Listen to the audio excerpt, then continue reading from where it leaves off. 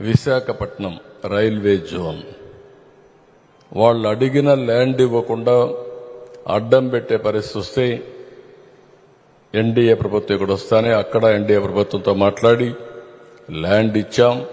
తొందరలోనే railway zone clear కావడమే కాకుండా విశాఖపట్నంలో ఫౌండేషన్ వేస్తామని కేంద్ర మంత్రి హామీ ఇచ్చారు. ఆ సమస్య పరిష్కారం చేసే పరిస్థితికి వచ్చాం. ఈరోజు ఇక్కడే మిమ్మల్ని అందరినీ ఒకటే కోరుతున్నాం. Government of India green energy మీద మేజర్ ఫోకస్ పెట్టారు. ఇండియాకి ఇది గేమ్ చేంజర్. ఒకప్పుడు నేను ఐటీ రెవల్యూషన్ గురించి మాట్లాడాను 25 years back.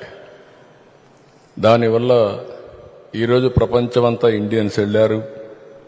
First mover advantage Telugu వాళ్ళకు వచ్చింది. ఈరోజు ఏ దేశానికి పోయినా highest per capital income Telugu వాళ్ళు సంపాదించే పరిస్థితికి వచ్చారు.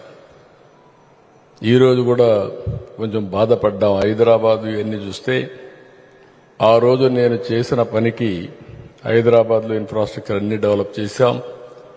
Highest per capital income in ఇండియాలో మీరు చూస్తే బిగ్గర్ స్టేట్స్లో తెలంగాణ, ఆ తర్వాత కర్ణాటక, ఆ తర్వాత తమిళనాడు, సౌత్ ఇండియాలో.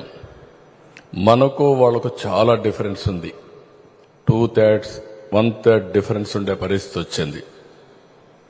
అంటే ఈ 5 సంవత్సరాల అభివృద్ధి ఆగిపోయింది.